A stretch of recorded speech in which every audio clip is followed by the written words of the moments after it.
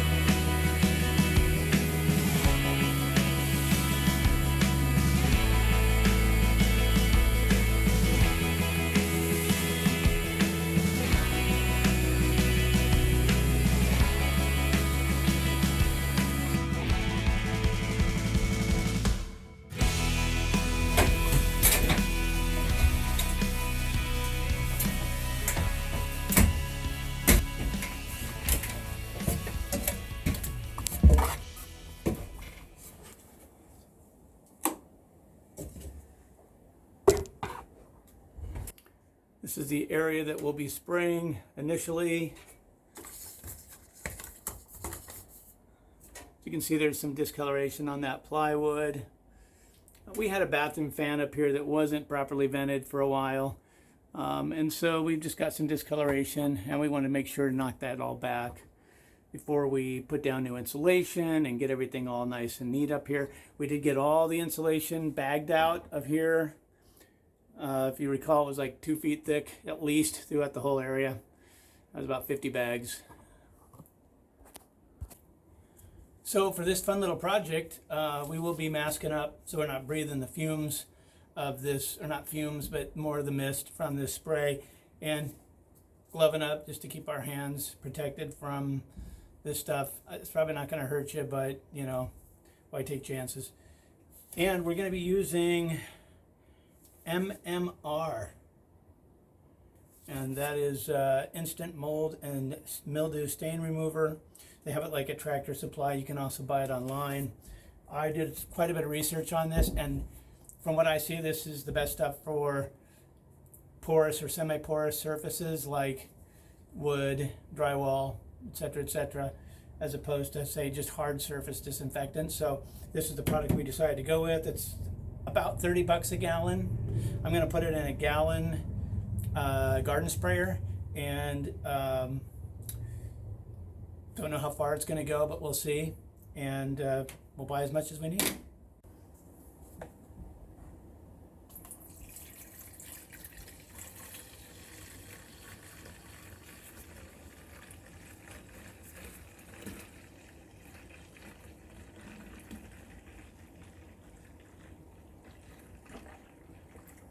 I'll just put that much in there for now.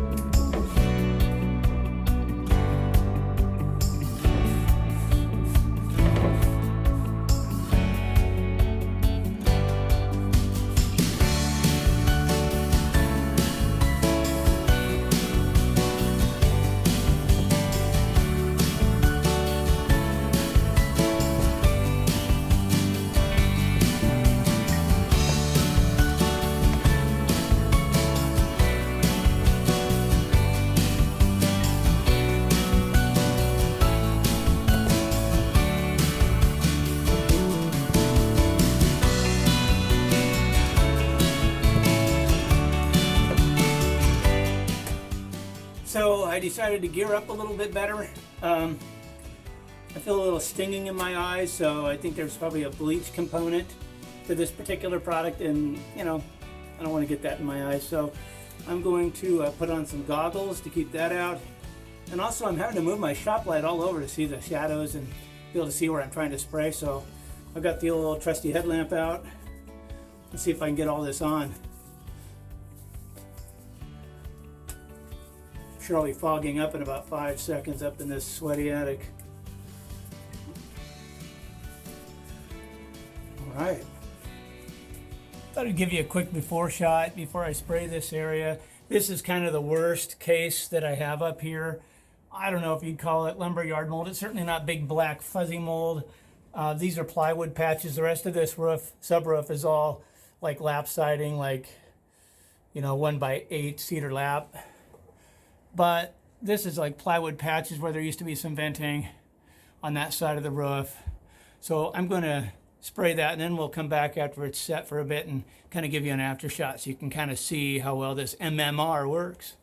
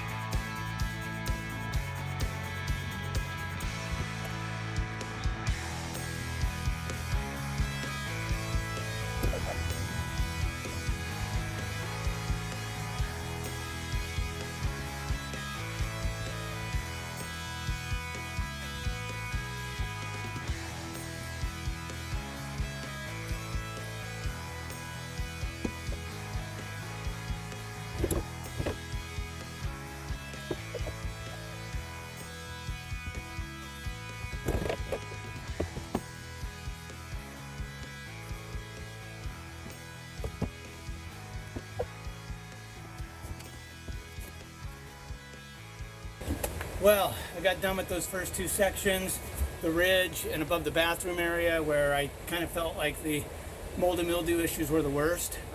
Just to try this stuff out, some on this MMR instant mold and mildew stain remover, professional strength. Some observations: wear goggles and a respirator, or at least a mask, so you're not breathing the mist directly in.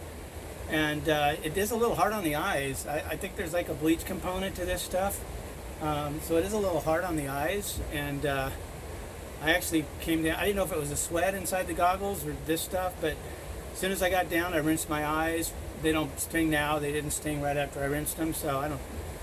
But instead of just safety glasses where it's got all open around the sides, I would definitely recommend more like a ski goggle that's got more of an encapsulated eye shield for you. Just, if you're spraying, especially if you're spraying overhead. But anyway, it looks like it works really good. I took some before and after pictures footage, and I think it's coming out really nice, and it's not even dry yet. I saw this on the bottle. It kind of showed it before and after, and I'm thinking if I can get half that good, I'll be doing good. But I think it looks pretty much just like that. So anyway, that's great. I've still got a lot more sections to do up there, which we'll get to ASAP. It's getting too hot up there now for the rest of the day, and I'll take you in. I'll show you something.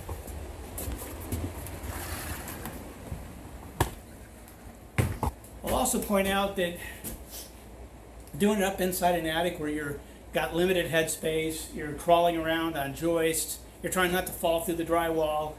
I mean, that's a little challenging, especially when you're trying to spray close to over your head. I think that's why I was getting a lot of this overspray in my eyes and stuff. As you can see on the living room here, we've removed all this drywall and on the ceiling, and also all the insulation up there. We vacuumed all of the subroof, we vacuumed all the sides of the joists, got all the icky Harry Potter-esque spiderweb mats down from up there. And so a lot of this, I'll be able to hop on the scaffold and spray all this from down below. So I'm not up there crawling around in the hotter space where I'm crawling on tops of joists. That's going to be really nice.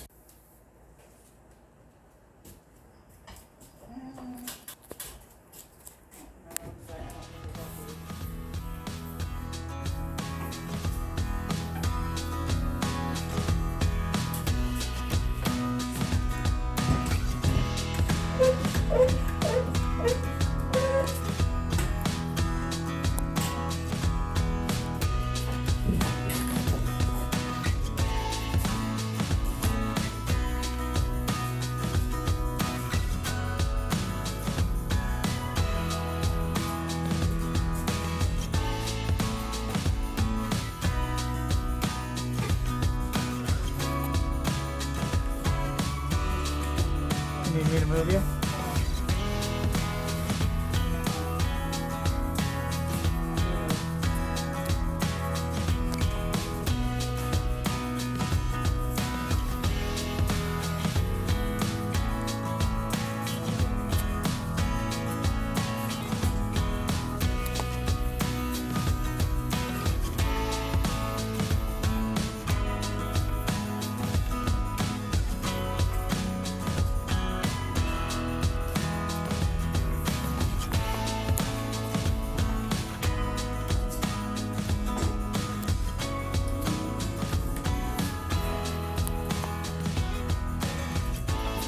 I can get closer.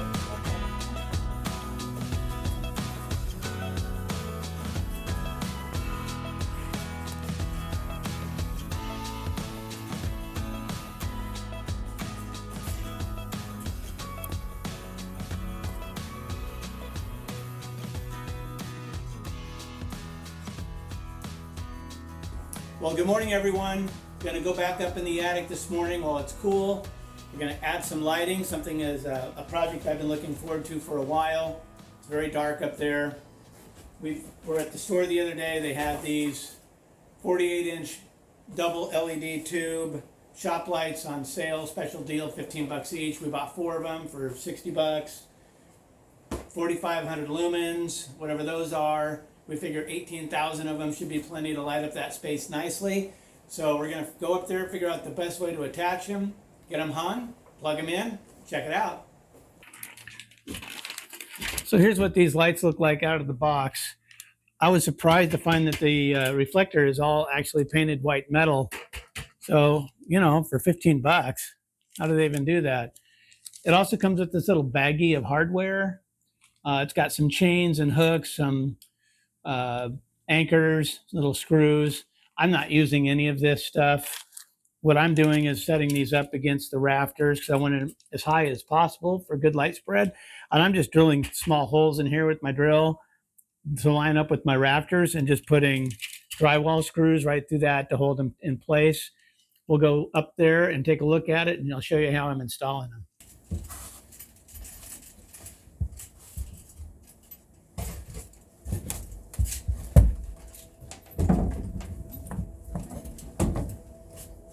Okay, get the second one up.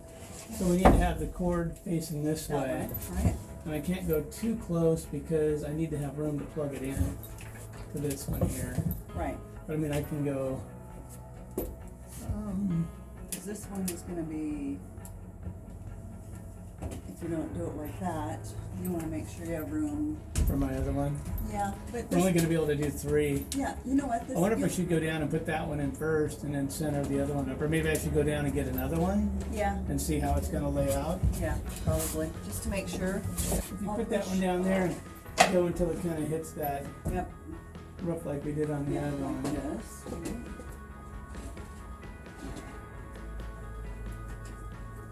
Do it like that. And then this one. Straight down.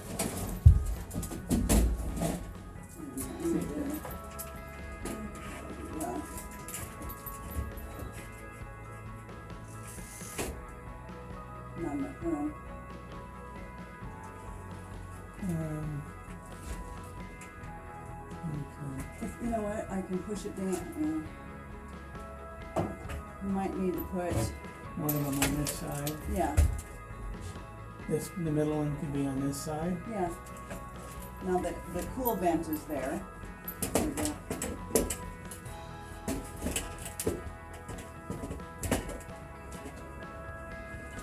And this will go there.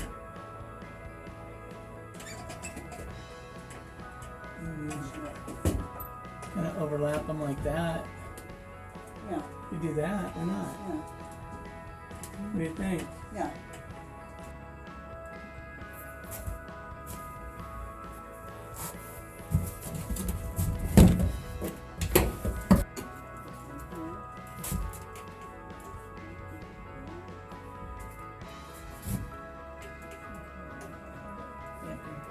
Zip tie.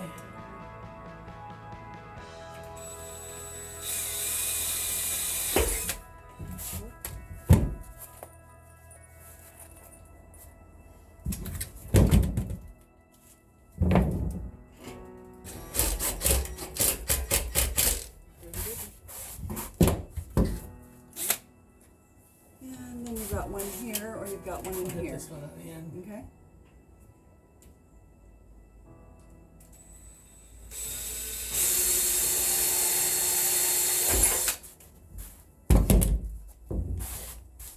Awesome.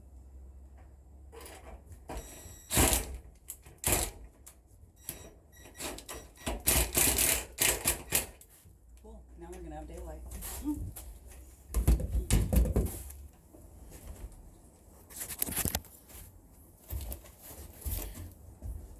Plug into each other. Totally. It's pretty groovy. Anytime you can make things better, it's always fun. And I've got those zip tie things I can screw to Yeah. up to there Up or to somewhere, there. and then Yeah, just, just and so they're then not hanging down. gather them all up in there. Yeah. Awesome. Hmm.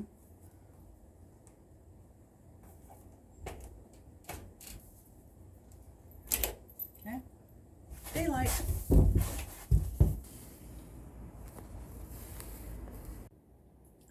So we ended up using 3 of the lights, not all 4 of them, and I think that's plenty of light. It's just we don't have that much room. We've only got so much room that we can put them up along the ridge up there. So it fit 3 perfectly, and as you can see, it's spreading light, you know, all the way, pretty much the whole area. And so it's nice. It's giving us plenty of light up here. So these are all going to be boards. We're going to get the insulation in, some R19 here where we want to put floorboards.